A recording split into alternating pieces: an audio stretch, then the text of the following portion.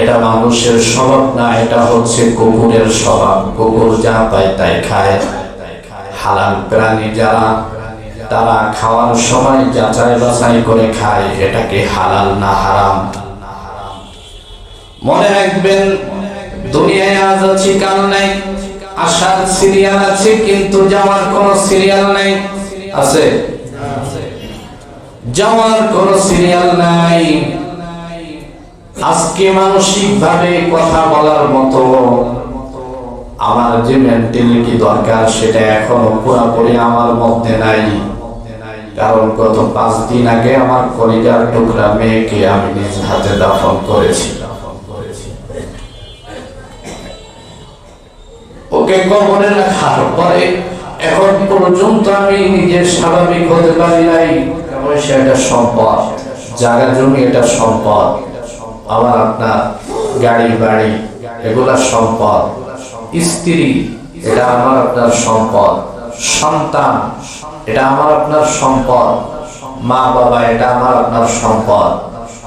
এই জন্য শুধু টাকা পয়সা উপার্জন করেছি সেটার হিসাব হবে তা না।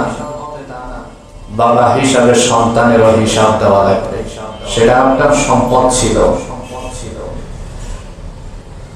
আমাদের সমাজে অনেক মানুষ আছে বিবাহের ব্যাপারে ইসলাম কি বলেছে আমরা মোটেও ভ্রুক্ষেপ করি না। আমার বিবাহ কি বৈধ না অবৈধ সেটা জাস্টিফাই কখনো করি নাই।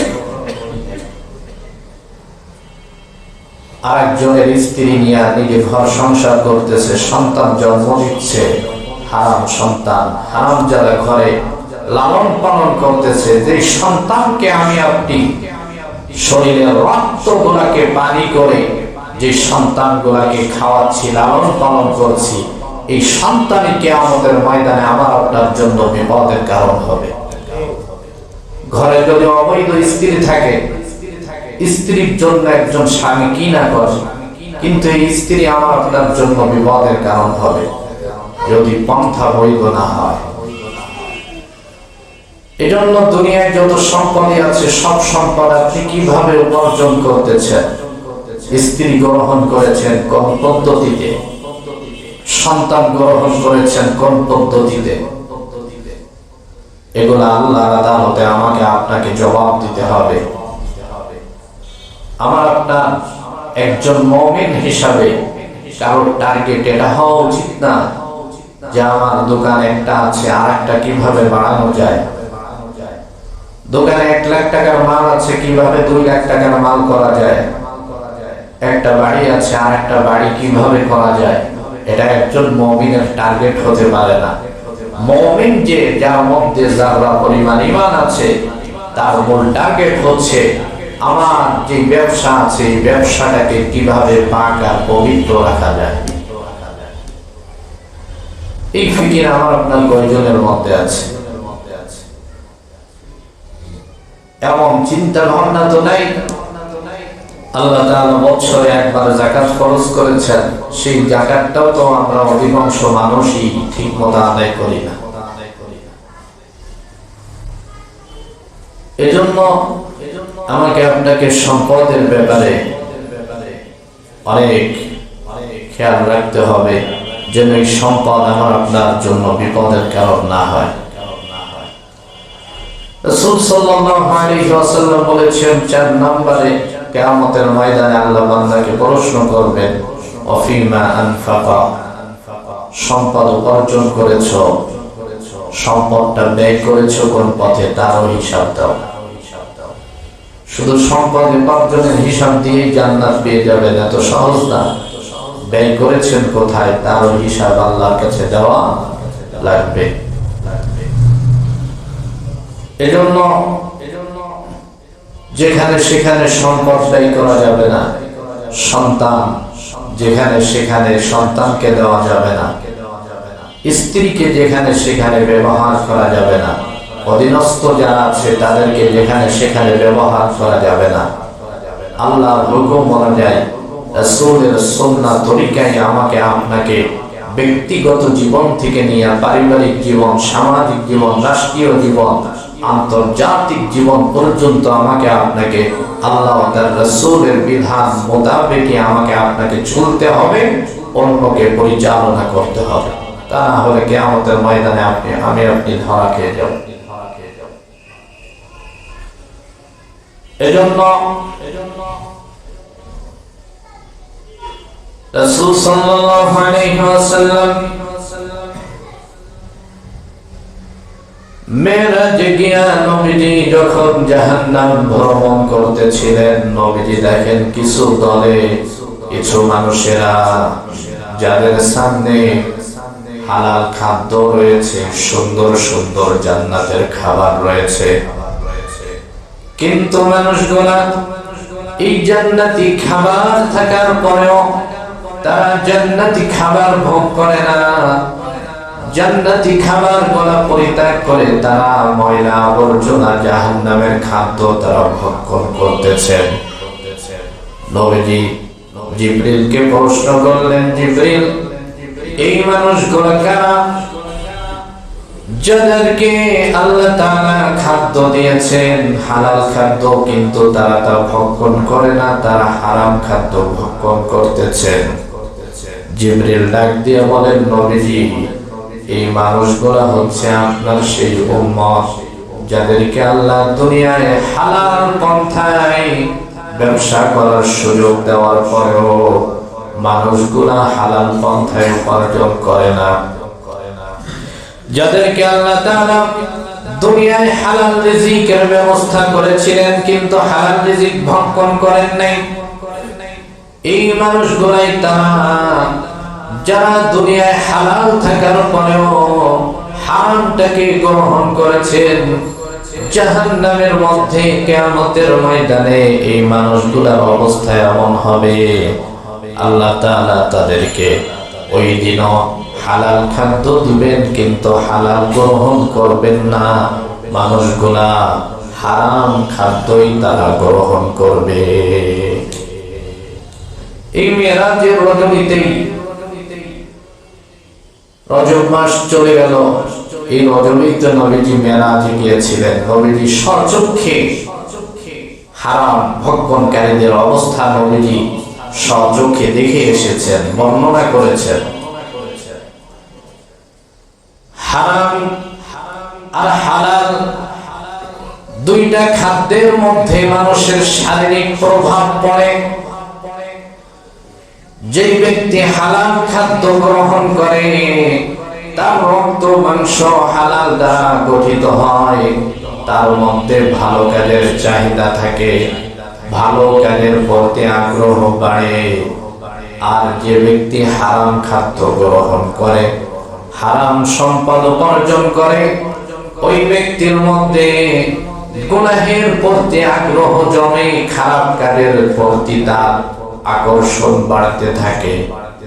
এটা আল্লাহ তাআলা সৃষ্টিগতভাবে দিয়েছেন। শুধু মানুষ না, অন্য মাখলুকাত যারা হারাম খাদ্য গ্রহণ করে দেখবেন তারা সব সময় খারাপের দিকে ধাবিত হয়। যারা হালাল খাদ্য গ্রহণ করে তারা ভালোর দিকে ধাবিত হয়। দুনিয়াতে মানুষ অনেক সময় দেখবেন মুসল্লি নামাজ পড়ে, রোজা রাখে, হজ করে, যাকাত দেয়, কিন্তু হারাম খায়।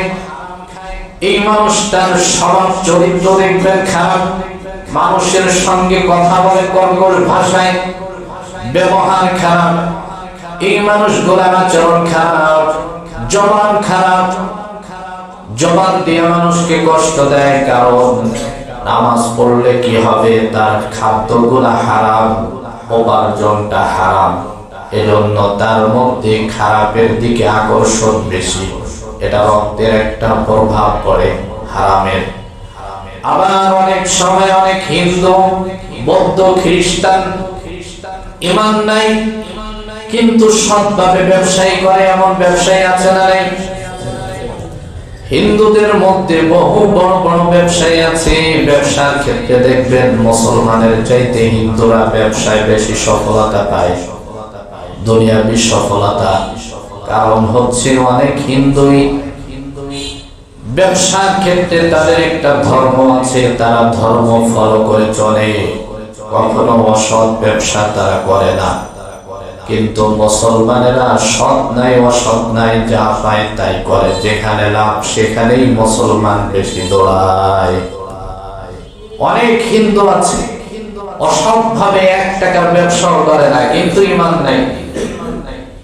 এই লোকগুলা দেখবেন ব্যবহার সুন্দর, কথাবার্তা সুন্দর, আচরণ সুন্দর, মানুষের খেদমত করে, লোকটা জাহান্নামে যাবে ঈমান না আনার কারণে। কিন্তু লোকটা সৎ ছিল, সৎ থাকার কারণে তার রক্ত ভালো ছিল, এই ভালো রক্তের কারণে তার আচার আচরণ ব্যবহার ওই হালালের কারণে আল্লাহ তাআলা ভালো করে দিয়েছেন। আর ঈমান আনার পরেও কিছু মানুষের ব্যবহার খারাপ, কারণ তার রক্ত খারাপ, রক্ত যা উপার্জন হয়েছে, শরীরে রক্ত যা সে অর্জন করেছে, এগুলো হারাম খাদ্যের দ্বারা সে উপার্জন করেছে। প্রাণী জগতে দেখেন কুকুর হারাম খাদ্য ভক্ষণ করে, ময়লা খায়, যত দুর্গন্ধ যত নাপাক জিনিস আছে কুকুর ভক্ষণ করে। এজন্য কুকুরের ব্যবহার দেখবেন খারাপ, কুকুরের গলার আওয়াজ খারাপ, ঘেউ ঘেউ আওয়াজ শুনলেই মানুষ ভয় পায়, আতঙ্কে থাকে। কুকুরের চরিত্র খারাপ, কিছু না হতেই আপনি কুকুরকে কিচ্ছু বলবেন না, শুধু পাশ দিয়ে হেঁটে যাচ্ছেন, হঠাৎ করে দেখবেন ঘেউ করে উঠছে, মানুষ আতঙ্কিত হয়ে যায়। কারণ কি? ওর মধ্যে হারাম খাদ্যের সংখ্যা বেশি। এজন্য কুকুরের চরিত্র খারাপ, কুকুর এতটাই অপবিত্র, তার শরীর হারাম, তার রক্ত মাংস হারাম, তার মুখের লালা পর্যন্ত হারাম। কুকুর যদি কোনো পাত্রে যদি মুখ লাগায়, 7 বার না খাওয়া পর্যন্ত সেটা পবিত্র হয় না। কিন্তু পক্ষান্তরে দেখেন বিড়াল হালাল প্রাণী, বিড়াল কিন্তু বিড়াল কোনো হারাম খাদ্য খায় না, বিড়াল কোনো ময়লায় মুখ দেয় না। মাছ খায়, হয়তো চুরি করে খাইলেও মাছটা খায়, ভালো কিছু খায়। এজন্য বিড়াল হালাল, লালন পালন করাও জায়েজ। রাসূলের সাহাবী হযরত আবু হুরায়রা, তার নাম তো আবু হুরায়রা ছিল না, বিড়ালকে ভালোবেসে বিড়াল লালন পালন করার কারণে তার নামটাই হয়েছে বিড়ালের বাবা। বিড়াল লালন পালন করেন, বিড়াল নিয়ে ঘরের মধ্যে পুষেন, জায়েজ, সাহাবায়ে কেরামের সুন্নাহ। কিন্তু কুকুর লালন পালন করা জায়েজ নাই। রাসূলের দরবারে একবার জিবরিল আমিন আগমন করছেন, জিবরিল এসে নবীজিকে বাহির থেকে সালাম করলেন, ভিতরে প্রবেশ করেন না। নবীজি বাহিরে গেলেন, জিবরিলের সঙ্গে কথা বললেন, জিবরিল বিদায় নিয়ে চলে গেলেন। নবীজি ঘরে প্রবেশ করে আম্মা জান আয়েশাকে জিজ্ঞাসা করলেন, আয়েশা, আমাদের ঘরে কি কোনো কুকুর আছে? আয়েশা বললেন, না তো, কোনো কুকুর নাই। বলে, কুকুরের কোনো লালা কি ঘরে আছে? বলে, সেটাও তো নাই। নবীজি বললেন, তাহলে জিবরিল আমার ঘরে আসে নাই, নিছক আমার ঘরে কুকুরের কিছু আছে মনে হয়। আম্মা জান আয়েশা বললেন, নবীজি, আপনার নাতিরা রাস্তার থেকে কুকুরের ছানা ধরে ঘরে নিয়ে আসছিল, সেটা আবার বের করে দিয়েছি। নবীজি বললেন, ওই কুকুরের কিছু পশম, লোম, এগুলা ঘরের মধ্যে হয়তো ঝরে পড়েছে, এজন্য রহমতের ফেরেশতা আমার ঘরে প্রবেশ করে নাই। রাসূলের ঘরে কুকুরের পশম পড়ার কারণে রহমতের ফেরেশতা আসে না, অথচ মুসলমানের ঘরের মধ্যে কুকুর আছে। মুসলমান এমন নিকৃষ্ট, কুকুর নিয়ে মুসলমান ঘুমায় থাকে। বিড়াল লালন পালন করে জায়েজ। কুত্তা যদি কোনো বাড়িতে থাকে, ওই ঘরের ভিতরে, ওই বাড়িতে রহমতের ফেরেশতা আগমন করেন না, আল্লাহর রহমত আসে না। কুকুরের ছবি রাখবেন না, কুকুর ঘরের পাশে রাখবেন না, কুকুর থাকলে বাহিরে রাখবেন, কুকুরকে খাদ্য দিবেন, সওয়াব আছে। কুকুরকে অযথা মারবেন না। কোন প্রাণীকেই অযথা আঘাত করা, প্রহার করা, কষ্ট দেওয়া এটা জায়েজ নেই। কুকুরকে মারা যাবে না। কোন কুকুর যদি ক্ষতির কারণ হয় তাহলে তাকে হত্যা করা জায়েজ। এজন্য কুকুরের মধ্যে সে পশুর মধ্যেও যদি হালাল হারামের প্রভাব যদি পড়ে তাহলে সৃষ্টির সেরা মানুষের মধ্যে হালাল হারামের প্রভাব কতটা পড়তে পারে চিন্তা করেন। এজন্য যদি আমি আপনি ভালো হতে চাই তাহলে হালাল খাদ্য গ্রহণ করতে হবে। হাদিসের মধ্যে নবী বলেছেন, স্পষ্ট হাদিস হচ্ছে, মানুষ যখন হালাল খাদ্য খায় আল্লাহর কাছে হাত তুলে দোয়া করে, আল্লাহ তাআলা কোন হারাম ভক্ষণকারীর দোয়া আল্লাহ তাআলা মঞ্জুর করেন না, কবুল করেন না। আল্লাহ কোরআনের মধ্যে বলেছেন, ইয়া আইয়ুহান নাস কুলু মিম্মা ফিল আরদি হালালান তাইয়্যিবা।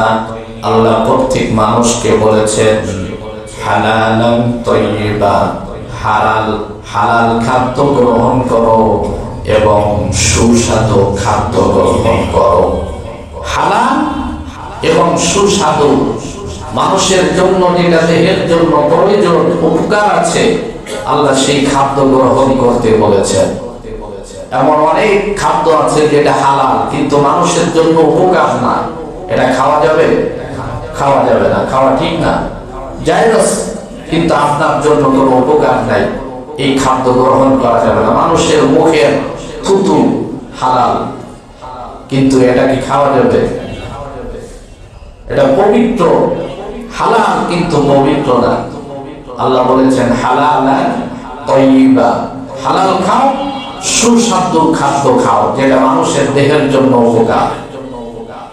অনেকে আমরা সিগারেট বিড়ি খাই, এটা নিয়ে আবার ফতোয়া আমরা তর্ক বিতর্ক করি, যে কেউ বলে হারাম, কেউ বলে মাকরুহ।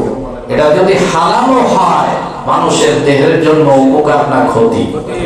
যদি ক্ষতি হয় তাহলে এটা খাওয়া যাবে না।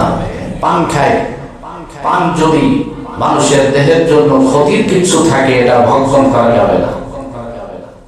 শুধু পান খান, উপকার আছে, চিকিৎসা বিজ্ঞান মতো উপকার আছে, কিন্তু পানের সাথে জর্দা, তারপরে আপনার আবিজাবি অনেকগুলা দিয়া যখন খায় এটাকে মানুষের দেহের মধ্যে এটা প্রচুর ক্ষতি করে, এগুলা খাওয়া যাবে না। যতটুকু খাইলে উপকার আছে ততটুকু খান, এটা আল্লাহ তাআলার আদেশ। এজন্য হারাম খাওয়া যাবে না। হারাম খাইলে মানুষের দোয়া আল্লাহ কবুল করেন না। জালেমরাও জানতো হাজ্জাজ বিন ইউসুফ সবচেয়ে বড় জালেম বাদশা ছিল। হাজ্জাজ বিন ইউসুফ একদিকে জুলুম করত, অপরদিকে দেশের ভালো ভালো মানুষ আলেম ওলামাদের সঙ্গে সম্পর্ক ভালো রাখত। হাজ্জাজকে কেউ বলেছিল, হাজ্জাজ যেইভাবে জুলুম নির্যাতন শুরু করেছো, বিশেষ করে ওলামা ইকরামকে যেইভাবে অত্যাচার করতেছো, আলেম ওলামা বদদোয়া করলে তুমি ধ্বংস হয়ে যাবা। হাজ্জাজ বললেন, আলেম ওলামার কোন দোয়া আমার জন্য কাজে আসবে না, কোন বদদোয়া আমার কাজে আসবে না। বলে কেন? কয় এদেশে ওলামা ইকরাম যা ছিল সবগুলারে দাওয়াত দিয়ে আমি হারাম খাওয়াইয়া দিছি, আর আমি জানি হারাম যারা খায় তাদের দোয়া আল্লাহ কবুল করেন না। শয়তান হলেও জ্ঞান ছিল। এজন্য বহু জালেম শাসক যারা হয়, জ্ঞান বুদ্ধি ভালো থাকে, এরা মানুষকে হারাম খাদ্য খাওয়ায়।